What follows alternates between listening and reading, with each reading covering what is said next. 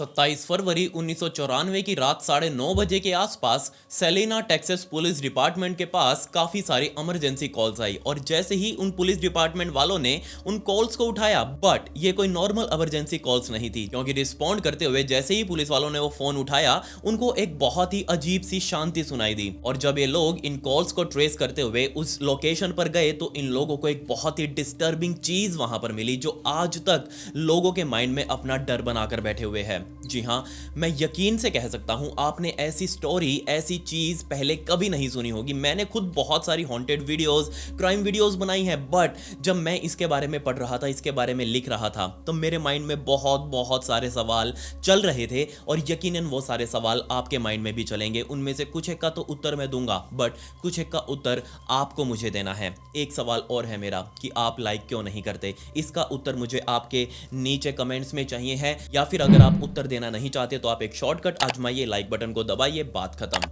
Subscribe button के ऊपर भी क्लिक कर दें, कमेंट्स में पिक में लिख दें, लेट्स डाइव इन।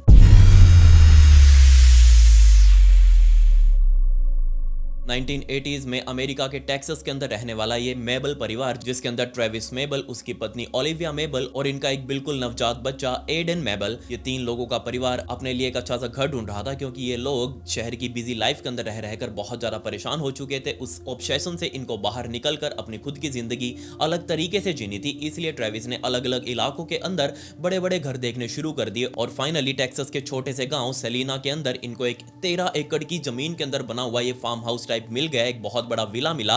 और जैसे ये लोग इस विला को देखने के लिए पहुंचे, इन लोगों ने डील पक्की तुरंत फाइनल कर दी कि हाँ, हमें विला पसंद है और हम इसको जल्दी ही खरीदने वाले हैं। पैसे देकर डील फाइनल हो चुकी थी और 1984 के आसपास ये लोग इस घर के अंदर शिफ्ट हो भी चुके थे। इस घर के अंदर रहते हुए इनकी जिंदगी बिल्कुल नॉर्मल चली।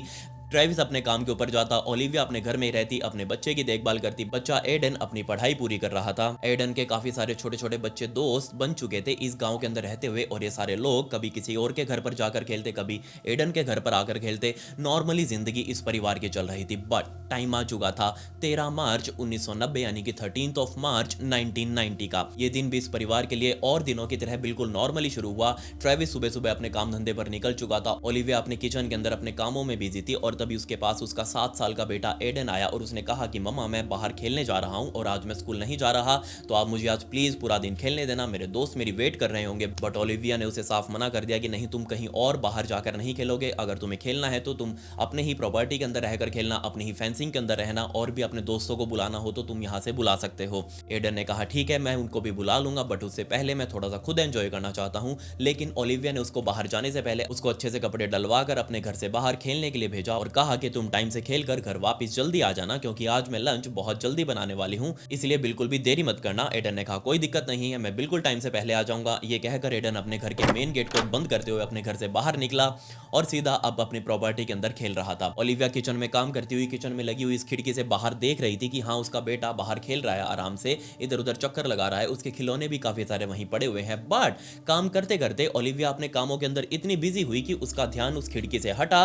और तकरीबन दोपहर के 2:30-3 बजे का टाइम हो चुका था। ओलिविया ने घड़ी की तरफ देखा और घर के बीच में जाकर एडन को आवाजें लगाने लगी कि क्या पता एडन खेलकर वापस घर आ चुका हो। बट उसकी काफी सारी आवाजें लगाने के बाद भी एडन की तरफ से उसको कोई रिप्लाई नहीं मिला। उसने घर के सारे कमरे चेक कर लिए, एडन घर के अंदर मौजूद ही नहीं था। परेशान होकर ओलिविया अपने घर के बाहर निकली, इधर उधर देखने लगी कि कहां पर एडन खेल रहा है, बट उसको दूर दूर तक एडन कहीं भी दिखाई नहीं दिया। अपने घर के चारों तरफ चक्कर लगाने के बाद भी एडन उसको कहीं दिखाई नहीं दिया। अब ओलिविया को और ज्यादा चिंता शुरू होने लगी। वो अपने घर के मेन जो फेंस वाला दरवाजा था वहां तक गई, वहां तक देखने के लिए कि क्या पता एडन बाहर ना चला गया हो। बट मेन फेंसिंग का दरवाजा भी अंदर से बनता, मतलब ये साफ था कि एडन अभी भी प्रॉपर्टी के अंदर ही है। बेशक एडन के दोस्त पासी वाली प्रॉपर्टी पर उस टाइम पर खेल रहे थे, ओलिविया ने उनको भी आवाज लगाया, लेकिन उन दोस्तों ने साफ मना कर दिया कि नहीं, आज एडन हमारे साथ खेलने नहीं आया और ना ही उसने हमको बुलाया, वरना हम उसके साथ आकर खेलते। परेशान ओलिविया वापस अपनी प्रॉपर्टी में आई। अब 13 एकड़ की प्रॉपर्टी कोई छोटी तो होती नहीं, बहुत बहुत बड़ी होती है। है। उस प्रॉपर्टी के अंदर छानबीन करने के लिए ओलिविया ने खुद ही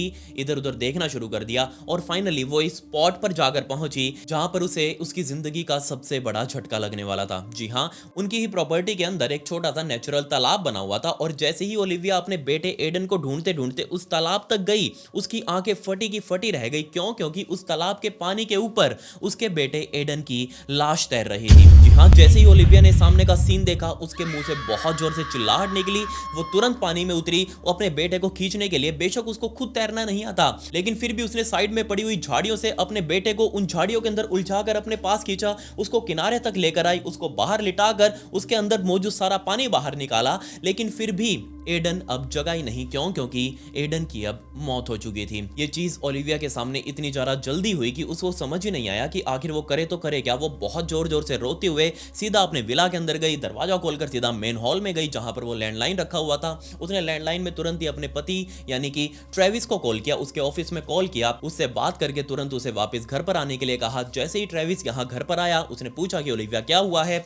ओलिविया उसको सीधा उस तालाब तक लेकर गई जहां पर बाहर किनारे पर एडन की लाश रखी हुई थी। जैसे ये चीज ट्रेविस ने देखी, ट्रेविस ओलिविया से पूछने लगा कि ये सब क्या हुआ और जब ये सब हुआ तब तुम्हारा ध्यान कहां था और तुमने एडन को घर से बाहर ऐसे आने ही क्यों दिया। ओलिविया ने कहा कि तुम मुझ पर ब्लेम क्यों लगा रहे हो, मैंने तो जस्ट उसको खेलने के लिए घर से बाहर भेजा था, अब उसके साथ ये सब क्या हुआ है मुझे भी नहीं पता। तुरंत ही ओलिविया और ट्रेविस ने मिलकर एडन को गाड़ी के अंदर रखा, उसको नजदीकी हॉस्पिटल में लेकर गए। क्या पता, उनको उम्मीद थी कि शायद उनका बेटा अभी भी बच सकता है, लेकिन एडन तो काफी घंटों पहले ही मर चुका था। अब ऑब्वियसली जिन डॉक्टर्स ने एडन को उस टाइम पर जांचा था, उनको समझ आ चुका था कि एडन की मौत डूबने से हुई है और ये या तो कोई एक्सीडेंट हो सकता है या फिर कोई जानबूझकर उसे डुबाएगा।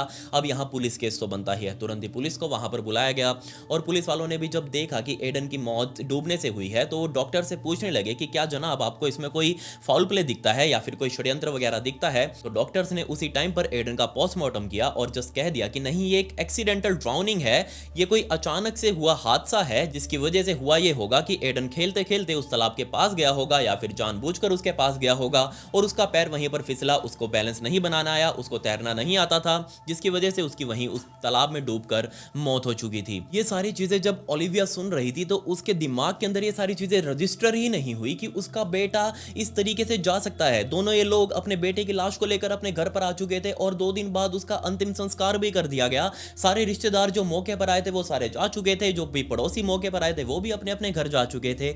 ओलिविया और ट्रेविस अब अपने इस विला के अंदर, इस इतनी बड़ी प्रॉपर्टी के अंदर अकेले बचे हुए थे और इस एक्सीडेंट के बाद से ही ओलिविया और ट्रेविस के अंदर इतना ज्यादा मनमुटाव रहने लगा। दोनों एक दूसरे के ऊपर ब्लेम कर रहे थे कि तुम्हारी वजह से आज हम हमारे बेटे को खो चुके हैं। ओलिविया ट्रेविस को बोल रही थी कि तुमने अपने बेटे को आज तक सही से अपना टाइम ही नहीं दिया, इसलिए उसको बाहर अकेले ही खेलने जाना पड़ता। उसके पलट में ट्रेविस उसको बोल रहा था कि तुम तो घर पर रह रही थी, तुम तो उसको टाइम दे रही थी, फिर भी ये हादसा हुआ, इसलिए सारी जिम्मेवार इसकी तुम ही हो। अब इन दोनों के बीच में लड़ाई इतनी ज्यादा हुई कि 1990 का टाइम आते आते दोनों ने एक दूसरे से डिवोर्स लेने का फाइनल किया और फाइनली ट्रेविस ये डाइवोर्स लेकर इस विला को यहीं छोड़कर अपने दूसरे शहर में जाकर उसने अपना दूसरा परिवार भी बसाया और वो इस एक्सीडेंट को प्रॉपर पूरे तरीके से भूल चुका था। और दूसरी तरफ उस विला के अंदर बेचारी ओलिविया अब अकेले अपनी जिंदगी निकाल रही थी। अब आप सोच सकते हैं कि एक अकेली महिला जिसके बेटे की हाल ही में मौत हुई हो, उसका पति उसे छोड़कर जा चुका हो और वो इस 13 एकड़ की प्रॉपर्टी के अंदर अकेले कैसी जिंदगी निकालेगी। लेकिन फिर भी ओलिविया ने खुद को संभाला,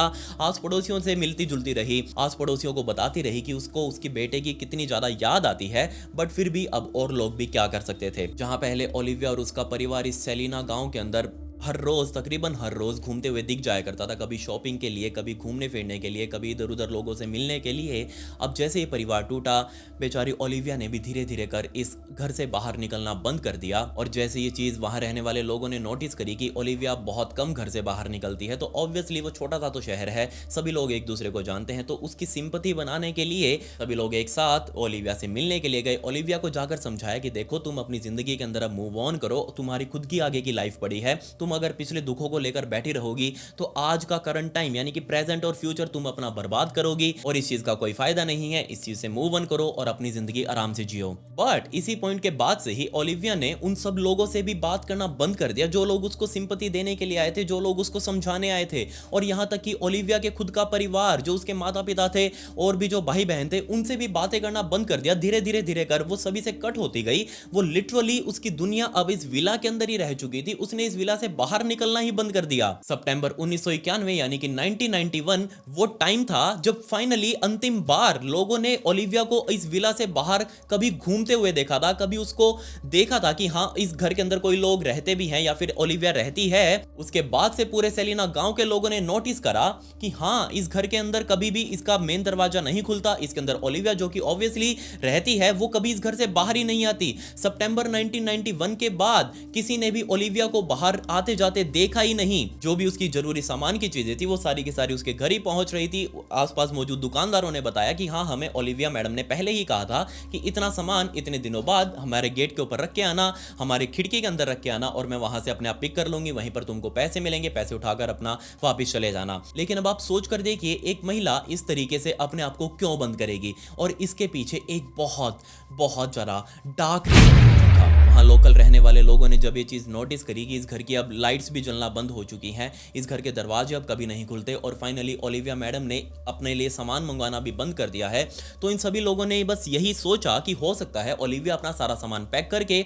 इस घर को बंद करके यहाँ से कहीं दूर रहने के लिए चली गई हो और जस्ट सभी को बिना बताए वो अपनी जिंदगी अपने तरीके से जीना चाहती हो। सभी लोगों के माइंड में यही आया, सभी को ये चीज बेस्ट भी लगी कि हाँ उसकी जिंदगी है, वो कुछ भी करे, खुशियां तो सबको चाहिए है, आजादी सबको पसंद है, वो अपनी जिंदगी में जो भी करे वो उसकी मर्जी है। किसी ने भी इस बात पर गौर नहीं किया और जस्ट अब टाइम बीतता रहा। टाइम बीतते बीतते पूरे 2.5 सालों का टाइम बीत चुका था। इन 2.5 सालों के अंदर आसपास रहने वाले लोगों ने इस घर को डेली देखा, डेली इस घर के सामने से वो निकलते, इस घर को आते जाते देखते, लेकिन किसी को भी इसके अंदर कुछ अजीब दिखाई ही नहीं दिया। फास्ट फॉरवर्ड टू February 27, 1994 यानी कि 27 फरवरी 1994 का दिन आ चुका था और रात के तकरीबन 9:30 बजे के आसपास सेलिना पुलिस डिपार्टमेंट के ऑफिस के अंदर एकदम से घंटी बजी और वहां पर मौजूद उस ऑफिसर ने जब वो फोन उठाया तो दूसरी तरफ से किसी ने कोई जवाब ही नहीं दिया। वो ऑफिसर बार बार पूछ रहा है कि हाँ जी बताओ, आपको कोई इमरजेंसी है, कोई दिक्कत है, बट दूसरी तरफ से एक बिल्कुल शांत कॉल थी, वो किसी ने दूसरी तरफ से कोई आवाज ही नहीं दी। अब काफी देर तक हेलो हेलो करने के बाद उस ऑफिसर ने वो फोन वापस कट कर दिया,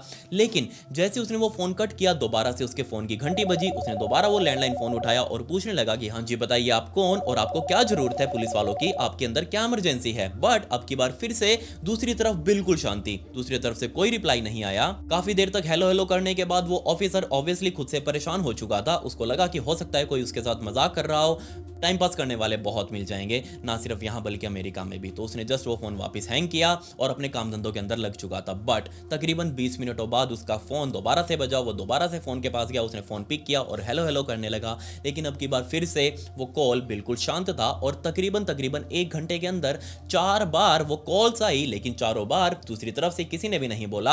अब चौथी बार जब कॉल आई तो इस कॉल से वो इतना ज्यादा फ्रस्ट्रेट हुआ, उसने जस्ट हेलो हेलो करके पूछा कि हाँ भाई कोई है तो बताओ, वरना मैं फोन कर रहा हूं और मेरे सीनियर को जाके रिपोर्ट कर रहा हूं। बट इतना सुनने के बाद भी दूसरी तरफ से किसी की कोई आवाज नहीं आई। उसने जस्ट वो फोन वहीं पर रखा, अपने सीनियर के ऑफिस में गया और बताया कि जनाब पिछले 1 घंटे के अंदर हमारे इमरजेंसी नंबर पर तकरीबन 4 कॉल्स आ चुकी हैं और जब मैं फोन उठाता हूं तो दूसरी तरफ से कोई रिप्लाई नहीं देता, मैं जो हेलो हेलो बोलता रह जाता हूं लेकिन सामने वाला कुछ नहीं बोलता। सीनियर को भी ये चीज बहुत अजीब लगी कि हो सकता है कोई मजाक करने वाला 1 बार करेगा, 2 बार करेगा, लेकिन 4 बार क्यों करेगा। हो सकता है किसी को हमारी जरूरत हो और वो जस्ट हमें कॉल करके अपने पास बुलाना चाहता हो, वो किसी मुसीबत में हो और खुद से बोल ना पा रहा हो। तो सीनियर ऑफिसर ने अपने जूनियर को वो आदेश दिए कि तुम इस कॉल को ट्रेस करो कि ये कॉल कहां से आ रही हैं, हो सकता है हमें इसको जांचने के लिए जाना पड़े। तो तुरंत ही उस पुलिस ऑफिसर ने सर्विस प्रोवाइडर से इस इनकमिंग कॉल की डिटेल्स मांगी और जब वो डिटेल्स आई तो सभी पुलिस वालों ने उस डिटेल को देखा, उसके ऊपर एड्रेस भी लिखा हुआ था और इस एड्रेस के ऊपर अब क्योंकि जांच करने तो जाना ही था क्योंकि फोन वहीं से आ रहे थे, तो पुलिस वालों की तकरीबन 3 लोगों की टीम इस गाड़ी के अंदर बैठकर चाँव चाँव करते हुए सीधा उस एड्रेस तक गई। जी हाँ, आप बिल्कुल सही समझे, ये कॉल्स कहीं और से नहीं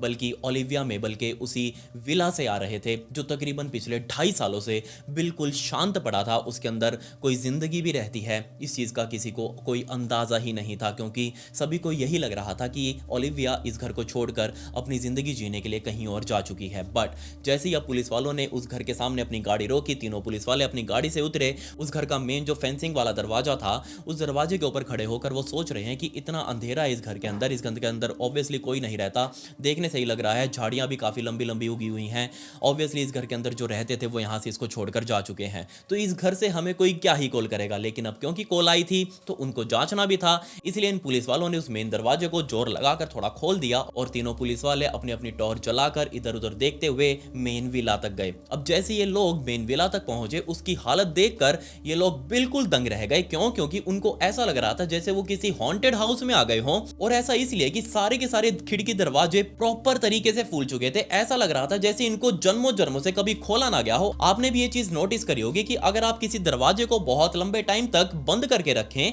तो वो ऑब्वियसली फूल जाएगा, उसके अंदर मॉइस्चर आएगा, लकड़ी फूलेगी मॉइस्चर लगते ही, पानी लगते ही। और ऐसा ही बिल्कुल इस घर के साथ भी हो रहा था। इस घर के सारे खिड़की दरवाजे फूल कर एक दूसरे से बिल्कुल चिपक चुके थे, उनको खोलना लगभग नामुमकिन था। अब जैसे ये चीज इन पुलिस वालों ने नोटिस करी, वो सोच रहे थे कि आखिर हमें इस घर से फोन कैसे आया, क्योंकि देखने से ही लग रहा है कि अंदर कोई नहीं रहता, हमें इस घर की और जांच नहीं करनी चाहिए। बट इस पुलिस टीम के अंदर एक फ्रेंचेस्का नाम की पुलिस ऑफिसर भी मौजूद थी। उसको इस घर के अंदर बहुत अजीब सा लग रहा था। उसने कहा कि हमें एक बार अंदर जाकर जरूर देखना चाहिए, क्या पता कोई अंदर मौजूद हो, किसी को किसी ने किडनैप करके रखा हुआ हो। ऐसे लोग इस तरह की प्रॉपर्टी को बहुत ज्यादा प्रेफर करते हैं, तो हमें एक बार अंदर जरूर जांचना चाहिए। बाकी दोनों पुलिस वालों ने कहा ठीक है, अगर तुम कह रही हो तो हम अंदर जरूर जाएंगे। इन तीनों पुलिस ऑफिसर्स ने मेन दरवाजे पर खड़े होकर उसके हैंडल को पकड़कर इधर उधर हिलाना शुरू कर दिया, क्योंकि वो जाम हो रखा था। ऑब्वियसली उसको खोलना इतना भी आसान नहीं था, बट अपना पूरा जोर लगाकर इन तीनों लोगों ने उस दरवाजे को तोड़ा और फाइनली अपनी टॉर्च को दोबारा जलाकर वो इस विला के अंदर एंटर कर चुके थे।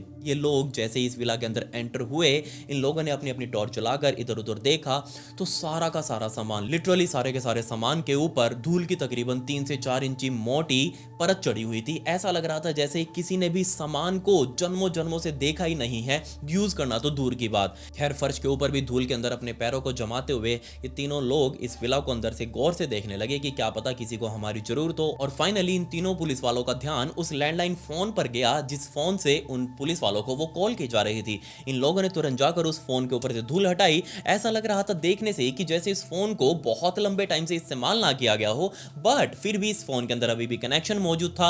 इस फोन से अभी भी फोन किया जा सकता था। लेकिन वो फोन किया किसने? अगर किया होगा तो उसके निशान भी तो इस फोन के ऊपर होने चाहिए थे, लेकिन इस फोन के ऊपर सिर्फ और सिर्फ धूल जमी हुई थी। खैर, उस फोन को वहीं छोड़कर ये लोग अपनी टॉर्च लेकर आगे तरफ देखने लगे। इस घर के हर कमरे के अंदर प्रॉपर अंधेरा मौजूद था। हर जगह इतने बड़े बड़े जाले लगे हुए थे। उन जालों को हटाते हुए, धूल मिट्टी के अंदर खासते हुए तीनों पुलिस ऑफिसर इधर उधर देख रहे थे। और इस घर के अंदर जांच करते करते ही फाइनली ये लोग एक ऐसे कमरे तक पहुंचे जो अंदर से बंद किया गया था। जैसे ये लोग इस कमरे तक पहुंचे, इसका दरवाजा खोलने की उन्होंने कोशिश करी, बट वो कमरा अंदर से बंद था। इन लोगों ने और ज्यादा जोर लगाया, उस कमरे को खोलने की कोशिश करी, उसके दरवाजे को खोलने की कोशिश करी, लेकिन वो खुला ही नहीं। तो फाइनली इन तीनों लोगों ने मिलकर उस कमरे के दरवाजे को भी तोड़ डाला। और जैसे ही इन लोगों ने उस दरवाजे को तोड़ा, सामने का नजारा देखकर ये लोग बहुत बहुत ज्यादा हैरान थे। जी हाँ, जहां ये पूरा का पूरा घर इतनी ज्यादा धूल मिट्टी के अंदर अटा हुआ था, हर जगह सिर्फ धूल मिट्टी के अलावा, मकड़ियों के जालों के अलावा कुछ भी मौजूद नहीं था। बट ये कमरा इस पूरे घर से अलग था। ये कमरा एकदम नीट एंड क्लीन, इसके अंदर अभी भी रोशनी मौजूद थी, इसके अंदर लाइट अभी भी जल रही थी। पूरा का पूरा सामान एकदम नीट एंड क्लीन तरीके से सेट अपनी जगह रखा हुआ था। लेकिन यहाँ पर सिर्फ सामान ही मौजूद नहीं था, यहाँ पर और भी बहुत कुछ मौजूद था। जी हाँ, जिस कमरे के अंदर अभी ये लोग घुसे थे, ये कमरा किसी और का नहीं बल्कि एडन मेबल का ही था। जी हाँ, उस 7 साल के बच्चे का, जो बच्चा उसी तालाब के अंदर डूबकर मारा जा चुका था।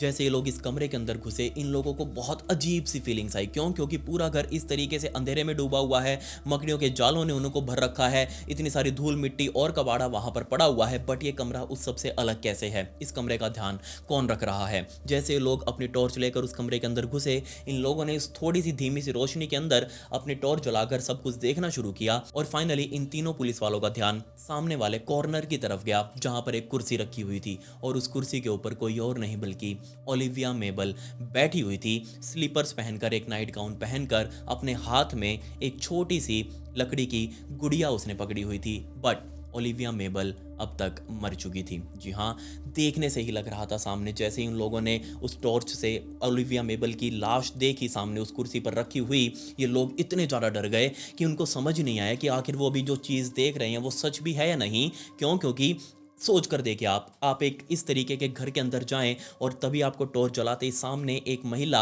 बहुत बहुत डरावनी सी कंडीशन के अंदर एक कुर्सी के ऊपर मरी हुई दिखाई दे, तो आपका क्या हाल होगा? ऑब्वियसली इन लोगों का भी यही हाल था। ये तीनों लोग अपनी हिम्मत दिखाकर उस लाश के पास गए, इधर उधर देखने लगे कि आखिर ओलिविया के साथ आखिर क्या हुआ है। बट उनको कुछ भी समझ नहीं आया। उन्होंने तुरंत अपने बैकअप टीम को कॉल किया, वॉकी टॉकी से बैकअप टीम को यहाँ पर बुलाया गया और अब इस घर की पूरी जाँच की जानी थी।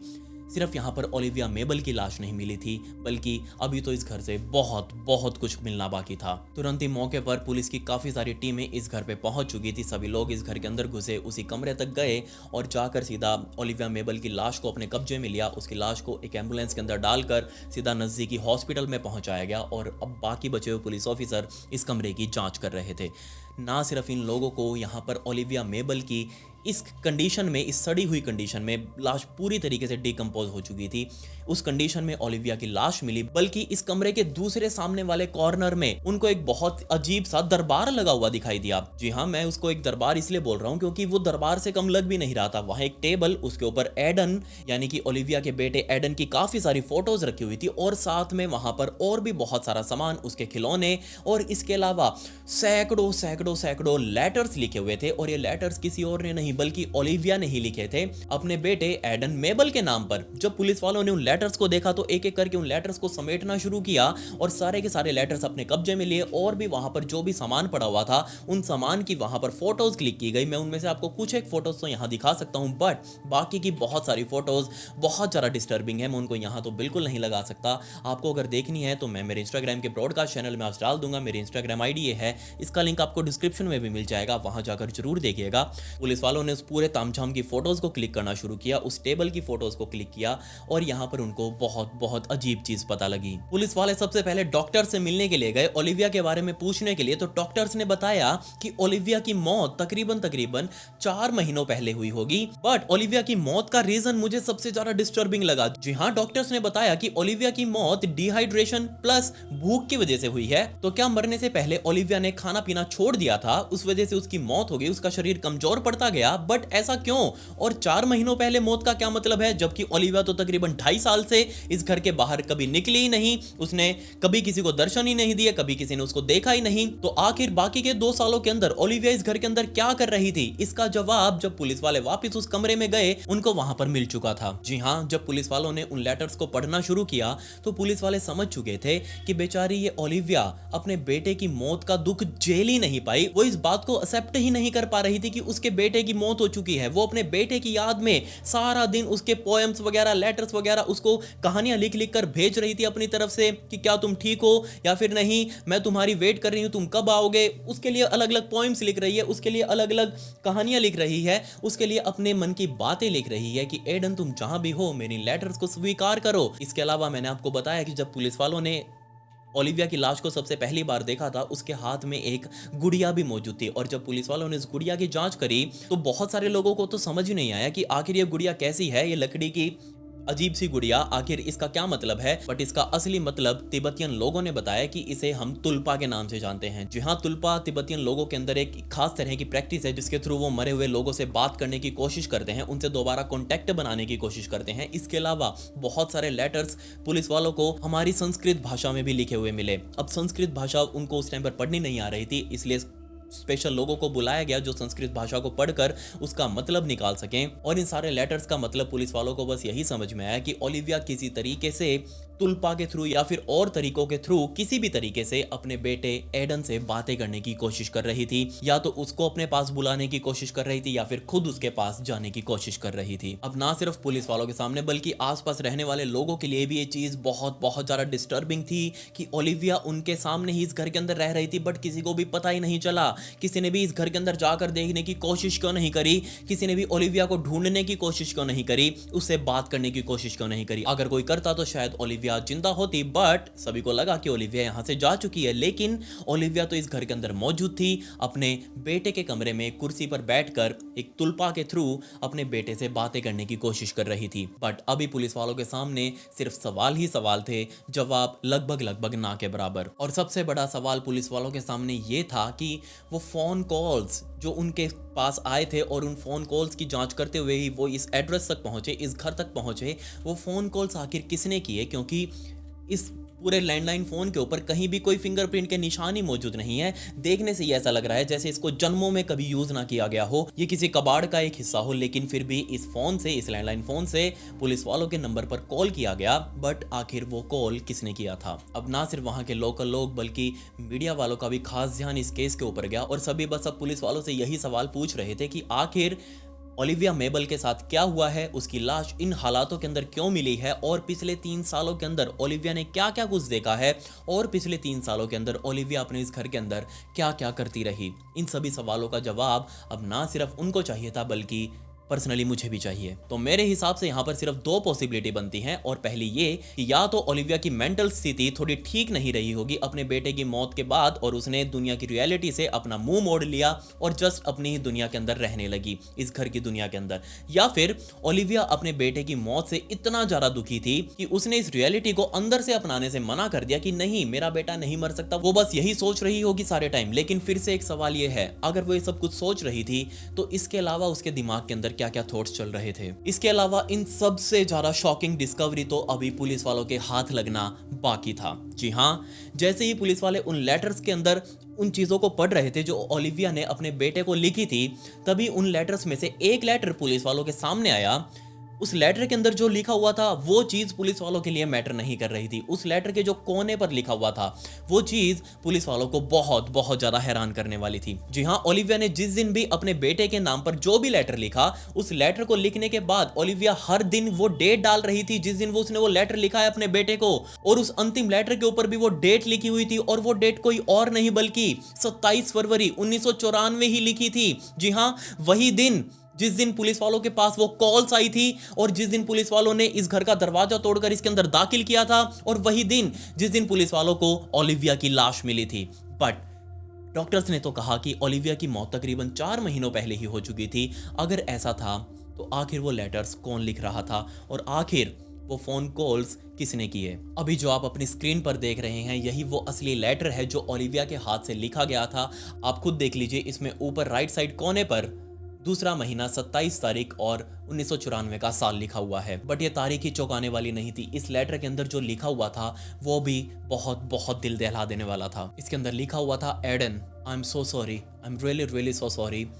जो भी कुछ हो रहा है वो मुझे नहीं होना देना चाहिए, बट मैं अब यहाँ से जा रही हूँ। इसके नीचे वाली लाइन में लिखा हुआ था, I will not let you keep me you wild evil creature, mom is coming for you Aiden, my sweet Aiden. मतलब तुम्हारी माँ तुम्हारे पास आ रही है एडन। ऑब्वियसली इस लेटर को पढ़कर कोई भी समझ सकता है कि एक माँ अपने बेटे की मौत का दुख झेल नहीं पाई, और शायद हो सकता है उसकी मेंटल स्थिति ठीक नहीं हुई, और उस वजह से वो अपने बेटे से कांटेक्ट करने के लिए लेटर्स का इस्तेमाल कर रही थी। एक लेटर लिख कर अपने बेटे को देती, और बेटे के रूप में सामने उसने वो दरबार लगा रखा था एडन की फोटोज के साथ, और साथ में वहां पर और भी बहुत सारे तुलपास बना कर रखे हुए थे। बट इसी लेटर के अंदर एक लाइन जिसने ना सिर्फ मेरा बल्कि सबका ध्यान खींचा, और आज तक वो चीज सभी को डिस्टर्ब भी कर रही है। जी हाँ, इस लेटर के अंदर लाइन लिखी हुई है, I will not let you keep me you wild evil creature. Obviously यहाँ ओलिविया ये चीज अपने बेटे एडन को तो नहीं बोल रही ही होगी। अगर वो अपने बेटे को नहीं बोल रही तो वो आखिर किसको वाइल्ड एविल क्रिएचर कह रही है? वो आखिर किसको कह रही थी कि मैं खुद को तुम्हारे हवाले नहीं करूंगी, या फिर तुम्हारे कब्जे में मैं नहीं रहूंगी? तो इस चीज का जवाब वापस मुझे उसी दरबार में मिला। जब मैंने उस दरबार की फोटोज को ध्यान से देखा तो मेरा ध्यान वापस उसी तुल्पा के ऊपर गया, और जब मैंने तुल्पा के बारे में और ज्यादा पढ़ा तो यही समझ में आया कि लोग बहुत ज्यादा अपना ध्यान लगाकर, फोकस लगाकर कुछ ऐसी शक्तियां डेवलप करते हैं, कुछ ऐसी एनर्जीज डेवलप करते हैं जिससे वो मरे हुए लोगों से भी बात कर सकें। बट काफी बार ये चीज देखी गई है कि तुल्पा को बनाने के चक्कर में लोग ऐसी चीजें डेवलप कर बैठते हैं जो उनको नहीं करनी चाहिए थी, और हो सकता है शायद यहाँ ओलिविया के साथ भी यही हुआ होगा कि तुल्पा को बनाने के चक्कर में ओलिविया ने कुछ और ही चीज बना डाली होगी अपने माइंड के अंदर ही, एक इमेजिनरी चीज जो उसको डरा रही थी, और इस हद तक डरा रही थी कि ओलिविया ने इस लेटर को लिखने के बाद अपनी जान भी दे दी। बट अभी भी 2 सवाल ना सिर्फ मेरे बल्कि आप सभी के भी माइंड में घूम रहे होंगे। पहला ये कि आखिर वो फोन कॉल 27 तारीख को किसने किए, और दूसरा वो 27 फरवरी 1994 वाला लेटर किसने लिखा, क्योंकि ओलिविया की तो मौत कम से कम 4 महीने पहले ही हो चुकी थी। हम मान लेते हैं कि लेटर तो हो सकता है उसने पहले ही लिखा हो इस डेट का, बट कैसे उसे पता था कि इसी दिन वो कॉल्स भी जाएंगी पुलिस वालों के पास, और इसी दिन पुलिस वाले आकर इस लेटर को अपने हाथ में भी लेंगे, उसकी लाश भी मिल जाएगी? आखिर ये चीज़ कैसे पॉसिबल थी? बेशक ओलिविया का ये घर अब घर नहीं था, इसके अंदर और भी बहुत कुछ चल रहा था। जैसे ही वो 3 पुलिस ऑफिसर पहली बार इस घर के मेन दरवाजे को तोड़कर अंदर घुसे थे, इन तीनों की टीम में फ्रेंचेस्का सैंटियागो नाम की वो महिला पुलिस ऑफिसर भी मौजूद थी, जिसने पास्ट में अपने करियर के अंदर काफ़ी सारे पैरानॉर्मल केसेस को इन्वेस्टिगेट किया है, उसको एक्सप्लेन किया है, और जैसे ही फ्रेंचेस्का ने पहली बार इस घर के अंदर कदम रखा, उसको एहसास हो चुका था कि यहाँ बहुत बहुत सारी अजीब अजीब एनर्जीज हैं जो उसके ऊपर या तो हमला करना चाह रही हैं या फिर उसको अपनी तरफ खींचना चाह रही हैं। और जब पहली बार फ्रेंचेस्का ने ओलिविया की लाश को देखा, उस पूरे दरबार को देखा, फ्रेंचेस्का समझ चुकी थी कि यहाँ बहुत बहुत सारी मजबूत शक्तियां मौजूद हैं जो इस कमरे के अंदर वास कर रही हैं, जो स्पेशली तौर पर बनाई गई हैं ओलिविया के द्वारा ही। बहुत सारे ऐसे सवाल थे जो अभी भी अनसुलझे मौजूद हैं इस केस के अंदर। आज तक किसी को समझ नहीं आया कि 27 तारीख को वो फ़ोन कॉल्स 4 बार पुलिस वालों के पास किसने किए। आज तक किसी को समझ नहीं आया कि पूरे इन 2.5-3 सालों के अंदर ओलिविया के साथ क्या क्या कुछ हुआ, ओलिविया ने क्या क्या कुछ किया, किससे बातें करी, क्या कुछ सीखा, या फिर एडन से उसकी बात हुई या नहीं हुई। इसके अलावा आज तक समझ नहीं आया कि वो 27 फरवरी वाला लेटर ओलिविया ने कैसे लिखा और कैसे उसे पहले से ही पता था कि इसी दिन पुलिस वाले आएंगे और इन लेटर्स को बरामद करेंगे। इसके अलावा आज भी सेलिना गांव के अंदर वो घर खड़ा हुआ है, ओलिविया मेबल का वो घर वहीं पर मौजूद है, लेकिन आज तक, उस दिन के बाद से आज तक वो घर कभी बिका ही नहीं। आज भी वो सेल के लिए है, लेकिन कोई भी उसे खरीदना ही नहीं चाहता। और क्यों नहीं खरीदना चाहता, इसके पीछे एक बहुत बहुत बड़ा रीज़न मैंने आपको बताया। इसके अलावा लोकल लोग जो वहाँ पर रहते हैं उन्होंने बताया कि आज भी उनको ओलिविया के रोने की आवाज़ें इस घर से सुनाई देती हैं। अगर कोई रात के टाइम पर कान लगाकर ध्यान से सुने तो इसी घर के उसी कमरे से ओलिविया के रोने की आवाज़ें बहुत बहुत आराम से कोई भी सुन सकता है। इस पूरे घर से रिलेटेड एक स्पेशली वेबसाइट तक बनाई गई है, उस वेबसाइट का लिंक मैं नीचे डिस्क्रिप्शन में दे दूंगा। अगर आपको और ज़्यादा जानकारी चाहिए हो तो उस वेबसाइट पर जाकर ले सकते हैं। आज जब मैं रिकॉर्डिंग कर रहा हूं ये घर आज भी खाली है, आज भी बहुत बहुत ज़्यादा हॉन्टेड इसे माना जाता है। बट ये घर ना सिर्फ हॉन्टेड है बल्कि एक बहुत ही बड़ा कंट्रोवर्शियल मुद्दा भी है, क्योंकि अलग अलग लोग इसके ऊपर अलग अलग अपनी थ्योरीज बनाते हैं। जो एक्चुअल में वहां पर हुआ था वो मैंने आपको बताया। इसके बाद मुझे आपकी थ्योरी सुननी है कि आप मुझे बताइए नीचे क्या हुआ होगा। बट जो मेरे हिसाब से हुआ होगा वो मैं बस इतना ही कह सकता हूँ कि फाइनली बेचारी ओलिविया अपने बेटे एडन से ऊपर जाकर जरूर मिल गई होगी। अब वो दोनों एक साथ रह रहे होंगे, जहाँ भी होंगे खुश होंगे। आप मुझे बताइए कि आपको इसके बारे में क्या कहना है। अगर आपको इससे रिलेटेड बैक स्टोरी फुटेज और फोटोज चाहिए हो तो नीचे वीडियो की डिस्क्रिप्शन में मेरे इंस्टाग्राम का लिंक है, वहीं पर मेरा पॉडकास्ट चैनल भी मौजूद है, आप उसको ज्वाइन कर लीजिएगा। वहां पर मैं सभी वीडियोस की बैक स्टोरी फुटेज और फोटोज अपलोड करता हूं, तो आपके हाथ से फॉलो बटन जरूर क्लिक हो जाना चाहिए। खैर, पिछली वीडियो का शाउट आउट राधिका अग्निहोत्री को and comment pick me to get a shout out in next video. मिलते हैं अगली वीडियो में। ये वीडियो देखने के लिए धन्यवाद।